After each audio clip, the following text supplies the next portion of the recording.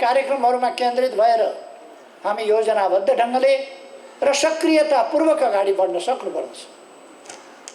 त्यसो गर्यौँ भने हामी जनतामा आधारित कार्यकर्ता पार्टी हौँ। जनतामा आधारित कार्यकर्ता पार्टीले जनतालाई सचेत र सङ्गठित गर्ने काम सही ढङ्गले सफलतापूर्वक गर्न सक्दछ र हामी विजय हासिल गर्न सक्दछौँ। म साथीहरूलाई भन्न चाहन्छु,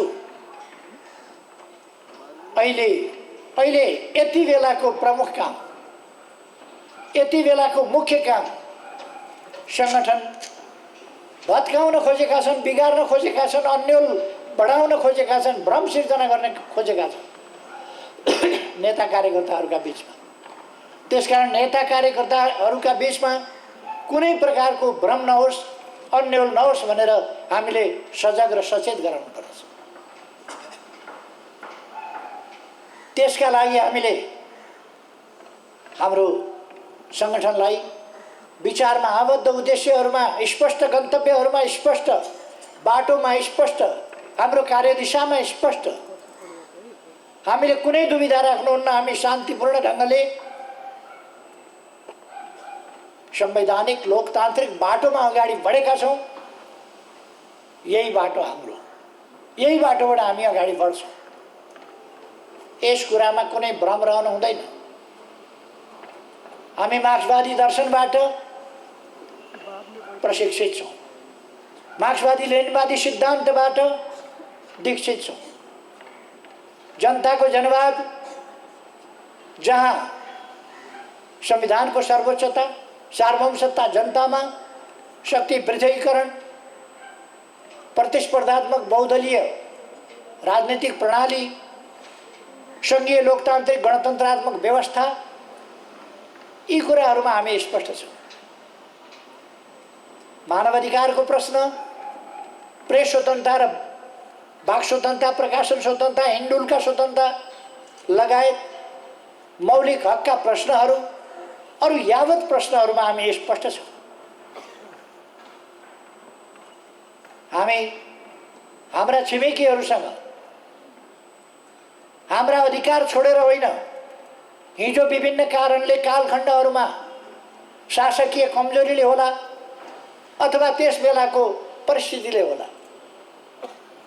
हामीले कतिपय अधिकार गुमाएका हौला, भूभाग दाबी गर्न नसकेका हौला, तर हिजोका कमी कमजोरीहरूलाई स्वीकारेर अगाडि जान सकिँदैन। ती सच्याएर अगाडि जानुपर्छ र ती कमी कमजोरीहरू सच्याएर हामीले अब दुवैतर्फका छिमेकीहरूसँग सुदृढ सुमधुर सम्बन्ध कायम गरेर अगाडि बढ्नुपर्छ। हाम्रो नीति त्यो हो। हामी त्यसरी नै अगाडि बढेका छौँ र हामी त्यसरी नै अगाडि बढ्छौँ। यति बेला हाम्रो काम सङ्गठन निर्माण, सङ्गठन विस्तार, सङ्गठनको सुदृढीकरण, सङ्गठनको शुद्धिकरणका साथ अगाडि बढ्ने हो। गलत विचारका विरुद्ध हाम्रो प्रचार अभियान, सही विचारहरू लिएर हाम्रो प्रचार अभियान तीव्र गतिले अगाडि बढ्नेछ। यो अभियान लिएर हामी अगाडि बढ्नेछौँ। त्यसकारण म साथीहरूलाई भन्छु, यति बेला तत्काल आज भोलि हप्ता 15 दिन, महिना दिन सङ्गठन र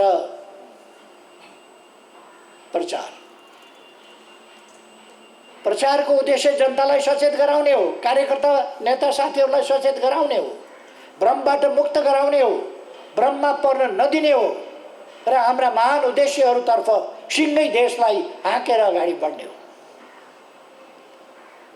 हामीले संविधानको रक्षा गरेर, संविधानको कार्यान्वयन गरेर र आवश्यक परेका ठाउँमा अग्रगमनका लागि देशलाई, जनतालाई चाहिएका ठाउँमा औचित्य र आवश्यकताका आधारमा हामी संविधान संशोधन पनि गर्दै जानेछौँ। भोलि संविधान संशोधन गर्नुको अर्थ नमान्नु होइन, मान्नुको अर्थ संशोधन हुन सक्दैन भन्ने होइन। हामी संशोधन मान्छौँ, संविधान मान्छौँ, संविधान रक्षा गर्छौँ। हामीले बनाएको संविधान हो, हामी रक्षा गर्छौँ। र हामी त्यसलाई समयानुकूल ढङ्गले गतिशीलताका साथ अगाडि पनि बढाउँछौँ।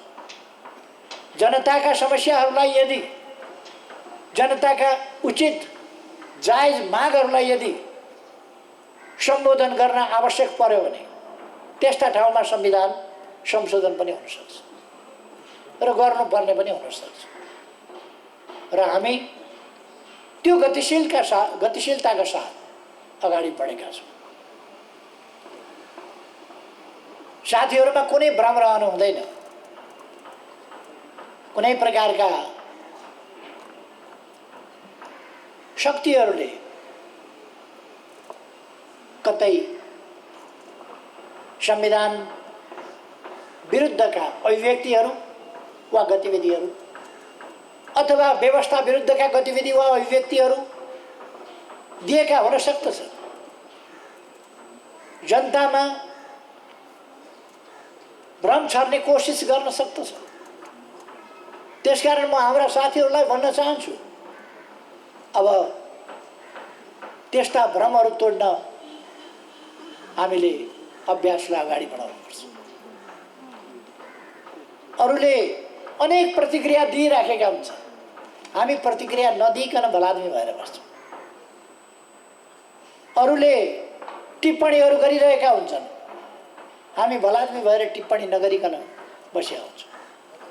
अरूले लाइक र डिसलाइक गरिराखेका हुन्छन्, हामी लाइक गर्नुपर्नेलाई लाइक र डिसलाइक गर्नुपर्नेलाई डिसलाइक पनि नगरिकन कन्जुस्याइ गरेर बसेका हुन्छौँ, भलादमी भएर बसेका हुन्छौँ। हामी अवश्य भलादमी हौँ, तर सहीलाई सही भन्ने र गलतलाई गलत भन्ने कुरामा त्यो पनि भन्न नसक्ने गरिका निरीहता प्रदर्शन गर्ने व्यक्तिहरू होइनौँ, शक्तिहरू होइनौँ। हामी सहीलाई सही भनेर उभिन सक्ने र गलतलाई गलत भनेर उभिन सक्ने हो। पुष्पकमल दाहाल, जसको उपनाम प्रचण्ड पनि छ, पुष्पकमल दाहाल प्रचण्ड र माधव कुमार नेपाल यस पार्टीलाई, यस आन्दोलनलाई ध्वस्त पार्न लाग्नु भएको छ। उहाँहरूले राष्ट्रका हितहरूलाई कुठाराघात गर्न खोज्नु भएको छ। आज मात्रै होइन, पटक पटक मैले अघि पनि सन्दर्भ उल्लेख गरेँ। उहाँहरूका भ्रममा साथीहरू नपर्नुहोस्।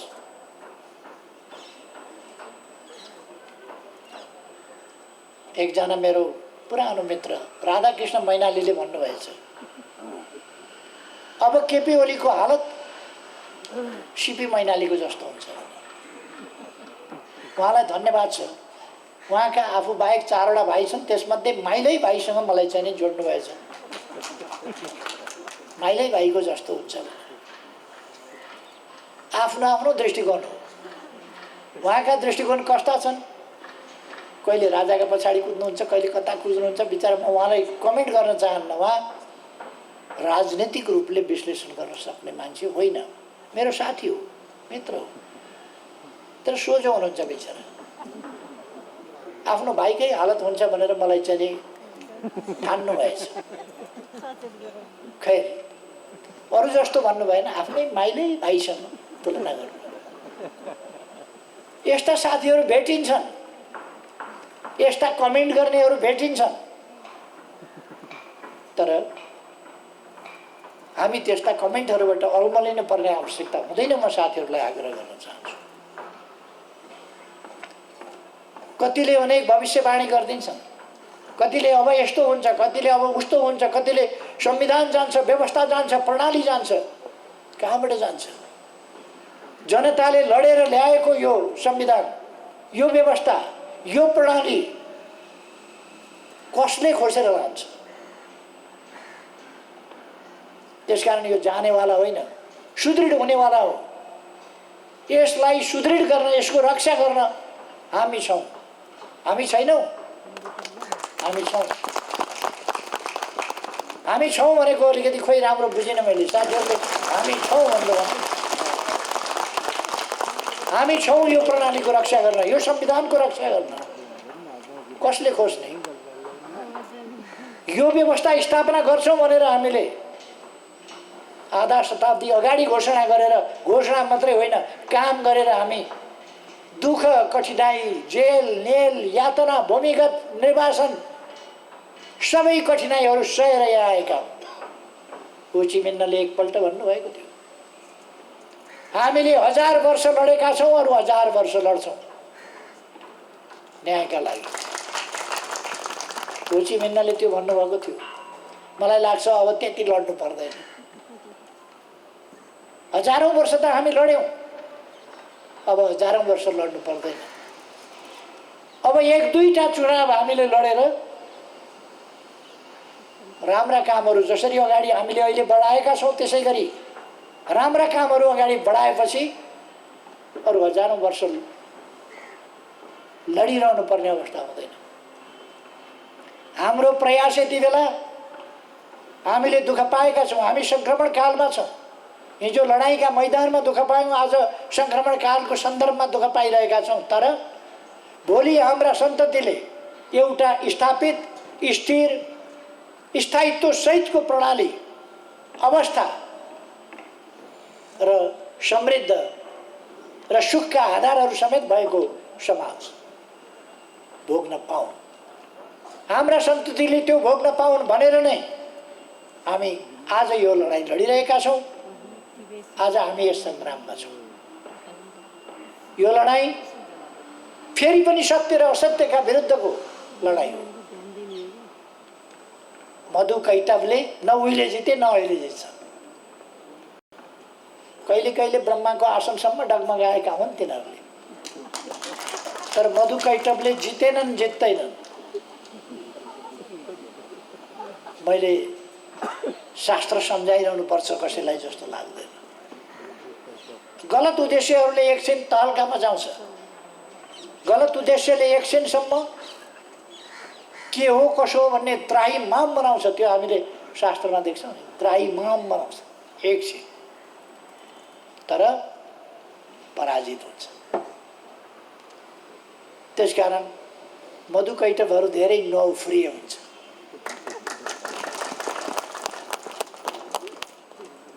यो जित जनताकै हुन्छ। फेरि पनि यो देश हार्नु हुँदैन। यो देश हार्ने कि जित्ने भन्ने प्रश्न यति बेला छिनोफानो गर्नुपर्नेछ। यो देश हार्न हुँदैन, जनता हार्न हुँदैन, जनताको बलिदान, हाम्रा शहीदहरूको बलिदान हार्न हुँदैन। हाम्रा अग्रजहरूले पुर्याएको योगदान, गरेको त्याग हार्न हुँदैन। उहाँहरूका सपना हार्न हुँदैन, जनताका सपना हार्न हुँदैन, हाम्रा भावी सन्ततिका भविष्य हार्न हुँदैन। त्यसकारण हामीले हार्न हुँदैन। हामी हार्यौँ भने हाम्रा सन्ततिको भविष्य हार्छ। हामी हार्यौँ भने हाम्रा अग्रजहरूको, हाम्रा साथीहरूको त्याग र बलिदान हार्छ, शहीदहरूको रगत हार्छ। यी हार्न सक्ने कुरा होइनन्। हामीले हार्यौँ भने जनता हार्छ, हामीले हार्यौँ भने देश हार्छ। यी हार्न मिल्ने, हार्न सक्ने कुरा होइनन्।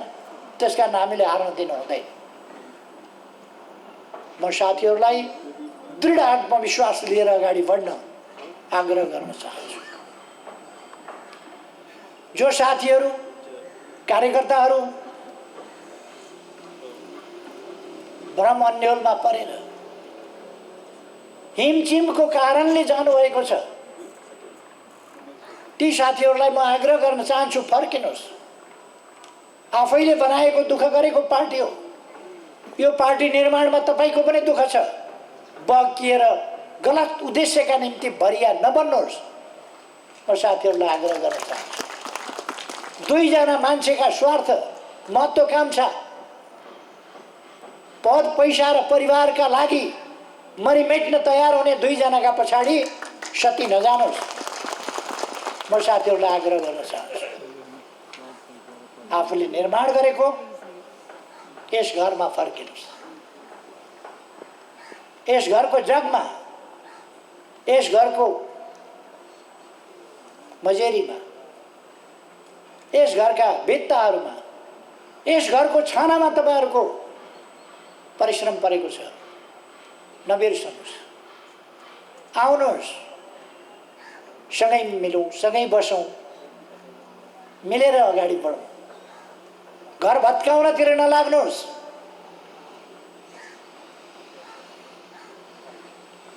अर्को उहाँहरूले बनाउनुहुन्छ भन्ने भ्रम हेर्नु होला। 2-4 दिनपछिदेखि अहिले उहाँहरूलाई कत्रो आपत परिसक्यो। अस्तिकै दिन एउटालाई अध्यक्ष कि सभापति के बनाइसक्नु। कस्तो हतार, हाताहाती चाहियो, नगदा नगदी चाहियो भन्दै हुनुहुन्थ्यो। अस्तिकै दिन लिनुभएछ नगदा नगदी, हाताहाती लिनुभएछ। उधारो हुन्न भन्दै हुनुहुन्थ्यो। अस्तिका दिन नगदा नगदी हाताहाती लिएर छोड्नुभएछ। सभापति भएर गचक्क बसिराखेका मुस्कुराएर, बल्ल मेरो सपना साकार भयो। बाबा के रहेछ हाताहाती भनेको त? त्यो मैले अस्ति नै भनेकै थिएँ। हाताहाती भन्नु त तेस्रो अध्यक्ष खानुहोस् भन्नु। आखिर उही दोस्रैमा हो। उहाँहरू अहिले पनि भन्दै हुनुहुन्छ के कसो भन्दै हुनुहुन्छ। फेरि पनि दोस्रै न हो। उहाँलाई प्रचण्डजीको व्यवहार, प्रचण्डजीका गुण, प्रचण्डजीका काम हेरेर आकर्षण भएको होइन। त्यही हाताहाती खोज्नु भएको थियो उहाँले, त्यही हाताहाती, त्यति मात्रै हो। तेस्रो हुन नमान्ने, दोस्रो हुन मान्ने। दोस्रो र तेस्रोमा के फरक छ र?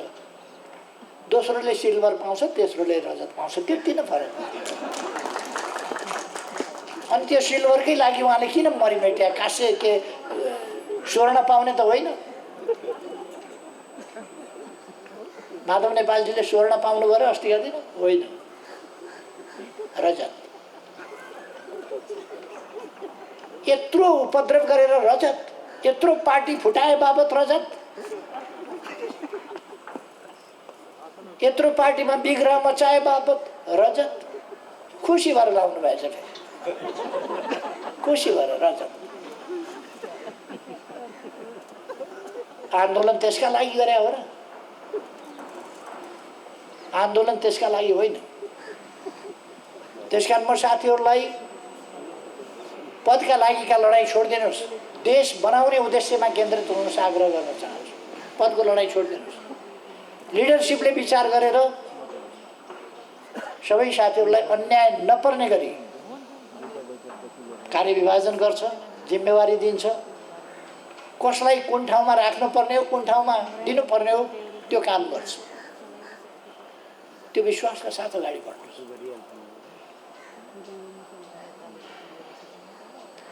यो अगाडि बसेको पङ्क्ति उच्चासनमा बस्नु पर्यो भनेर बस्या होइन, अगाडि देखिनका लागि बस्या, परसम्म देखिनु पर्यो नि साथीहरू। तल गएर बस्यो भनेदेखि देखिँदैन। ताजुब तपाईँहरूले देख्नुभयो होला, यहाँ स्थायी कमिटीको बैठक हुँदा माथि मञ्चमा बस्न पाइँदैन भनेर उधुम मचियो, तल सारियो कुर्सी। अस्तिका दिन हेरेको त फेरि 89 नै हुनुहुन्छ उहाँहरू त। त्यो सिद्धान्त कता गयो?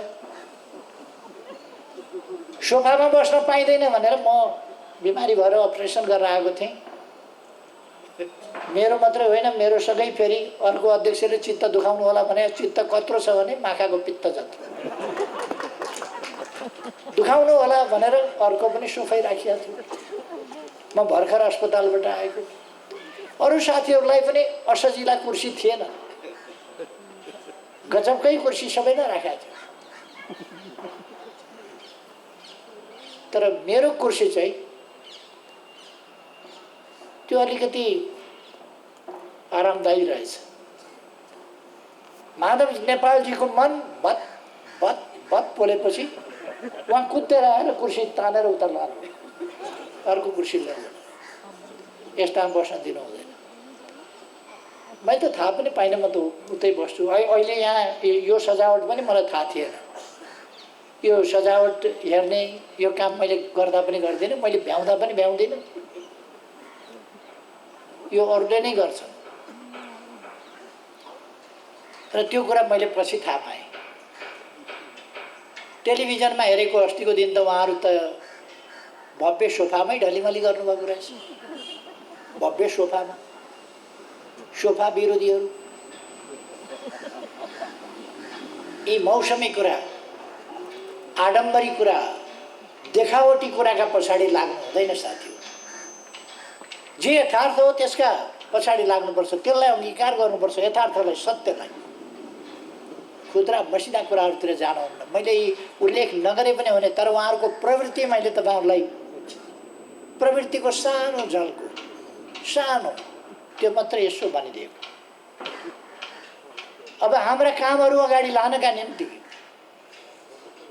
म साथीहरूलाई भन्न चाहन्छु, हाम्रा कामहरूलाई गतिशील ढङ्गले अगाडि बढाएर लिएर जानका निम्ति हामीले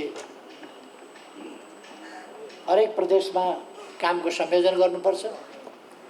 यसो हेरेको कपाल पाकिराख्या 7 नम्बर प्रदेशका मैले लेखराज भट्टराईलाई देखेँ। सुदूरपश्चिमको संयोजन कमरेज लेखराज भट्टले गर्नुहुनेछ। त्यसै गरेर कर्णाली प्रदेशको संयोजन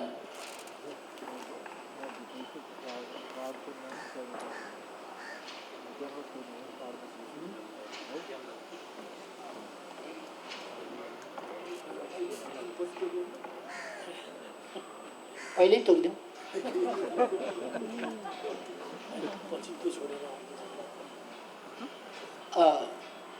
लुम्बिनी प्रदेशको संयोजन कमरेड शङ्कर पोखरेलले कमरेड शङ्कर पोखरेलले गर्नुहुनेछ। गण्डकी प्रदेशको संयोजन कमरेड पृथ्वी सुब्बा गुरुङले गर्नुहुनेछ।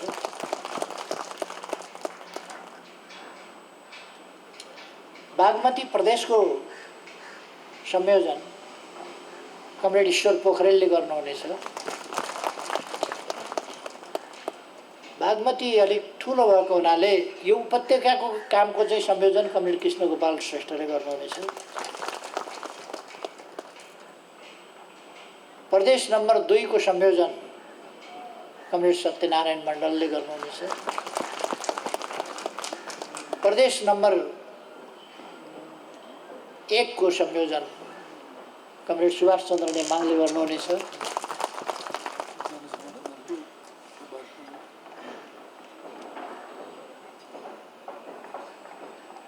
जनसङ्गठनहरूको संयोजन कमरेड टोपबहादुर रायमाझीले गर्नुहुनेछ।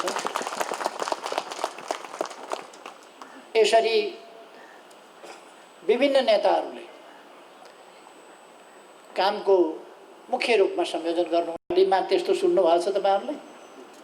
प्रथम अध्यक्षलाई अकारण एउटा कोही व्यक्तिले, त्यो व्यक्तिको प्रस्ताव हो, त्यो व्यक्तिको प्रस्ताव पहिले प्रस्ताव बनिया थियो, व्यक्तिको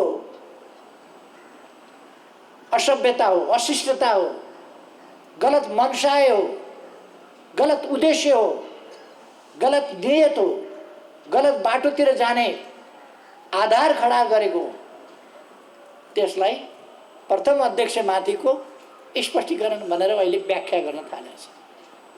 दुनियाँलाई यो थाहा छैन। अझै ठुलो तमासा त निकाले अरे पार्टीबाट भने सुन्दैछु।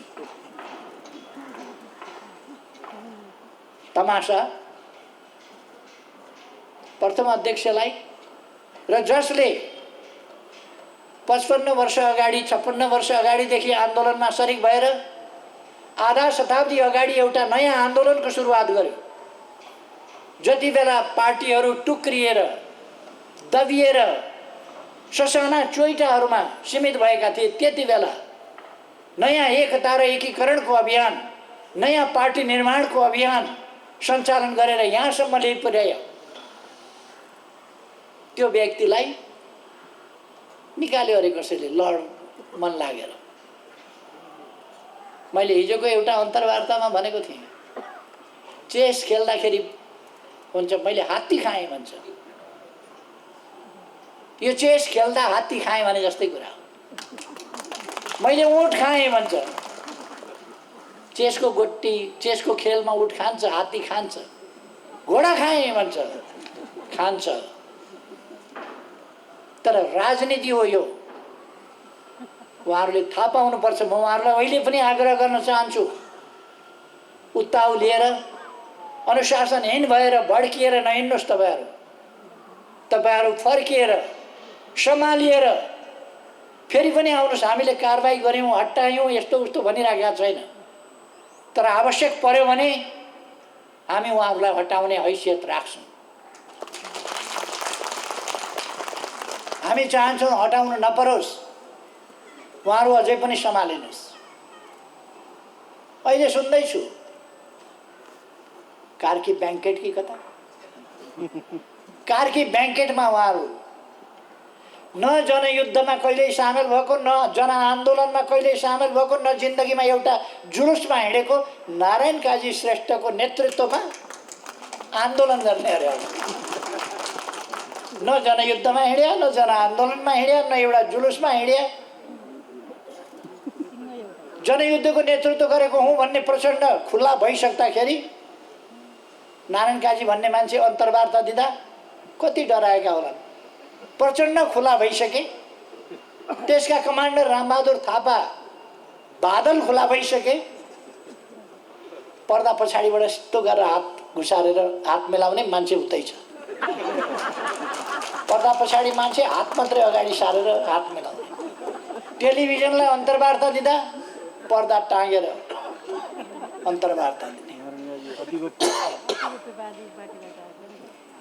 गोलीका पर्रा छुटिरहेका बेला जनता सडकमा उत्रिएर यत्रो परिवर्तन ल्याए। भूमिगत हिँडेर यत्रो परिवर्तन ल्याए।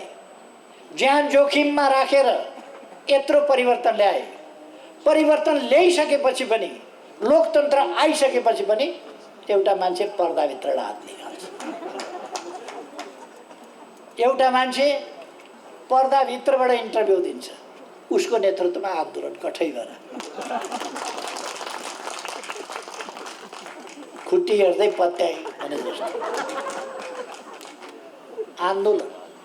आन्दोलन के का लागि? प्रधानमन्त्रीले नयाँ जनादेशका लागि जनतामा जाने भनेर घोषणा गर्यो। अब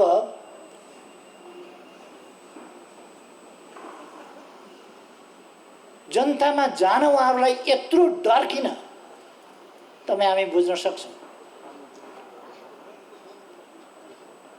उहाँहरूको टाउको ठुलो छ, विशाल,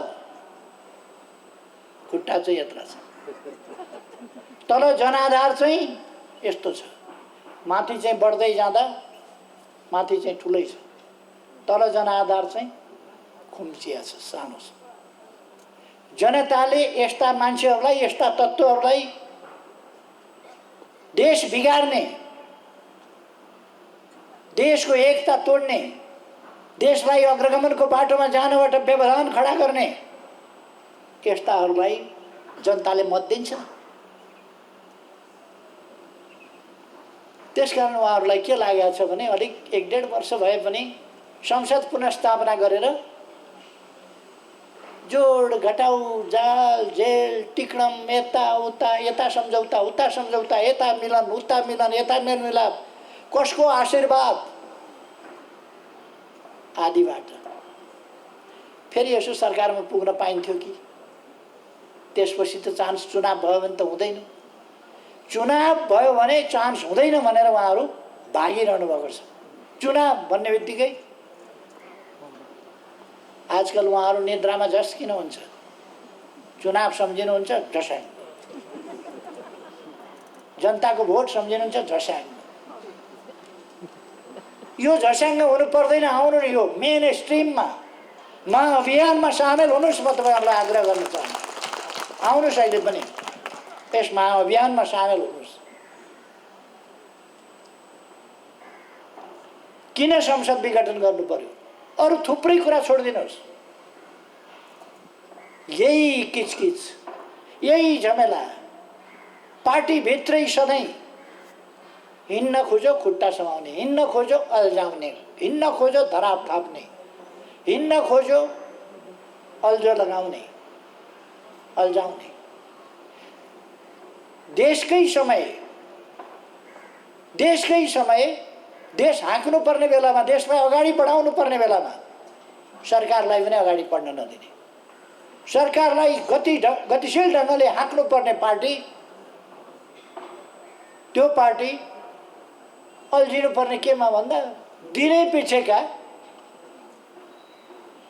गफ फिट्नेहरूका कुरामै अल्झिनु पर्ने। उनीहरू गफ फिटेर बस्छन्, त्यसैमा अल्झिनु। दिनै पछि बैठक चाहिने, बैठक चाहियो, बैठक बस्नु पर्यो, बैठक बस्नु पर्यो, बैठक चाहियो, बैठक चाहियो। हामी सधैँ बैठकै बसिराख्यौँ भने के हुन्छ? अब बैठकै मात्रै बसिरहने होइन, आवश्यक निर्णय गर्ने, जनताका बिचमा जाने, प्रचार प्रसार गर्ने, सङ्गठन गर्ने, जनतालाई सचेत बनाउने, अभियानमा लाग्ने, काममा लाग्ने। आज दुनियाँ गतिशील छ, अत्यन्तै गतिशील। त्यसकारण धेरै लामा लामा बैठकहरू गर्ने होइन, एकदम तयारी साथ छोटा छोटा बैठक गर्ने र गतिशील ढङ्गले अगाडि बढ्ने, त्यो काम गर्नुपर्छ। नेतृत्व आफै आफ्ना उद्देश्यहरूमा, आफ्ना गन्तव्यमा स्पष्ट हुनुपर्दछ। नेतृत्व आफै ती गन्तव्यमा पुग्ने सही विचारहरू, त्यसको निर्क्योल कसरी गर्ने, समसामयिक विषयहरू, परिस्थितिको विश्लेषण कसरी गर्ने, ठिक ढङ्गले र अगाडि कसरी बढ्ने, त्यस कुरामा स्पष्ट हुनुपर्दछ। अनि आम साथीहरूले नेतृत्वमा विश्वास गर्नुपर्दछ। लडाइँमा कमान्डरमाथि विश्वास गरिएन भने,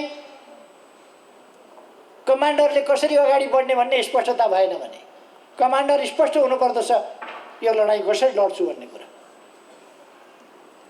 र अरू साथी सहयोगीहरूको नेतृत्वप्रति, कमान्डरप्रति विश्वास हुनुपर्दछ। अनि मात्रै हामी एक ढिक्का भएर गतिशील ढङ्गले अगाडि बढ्न सक्छौँ। बाटोमा अस्पष्टता भयो भने अन्यल हुन्छ। बाटोमा स्पष्टता चाहिन्छ, गन्तव्यतिर फर्किएको हुनुपर्दछ। त्यसकारण हाम्रो बाटो स्पष्ट छ, हाम्रा उद्देश्यहरू स्पष्ट छन्। हामीले हाम्रो राष्ट्रिय आकांक्षा तय गरेका छौँ, समृद्ध नेपाल, सुखी नेपाल।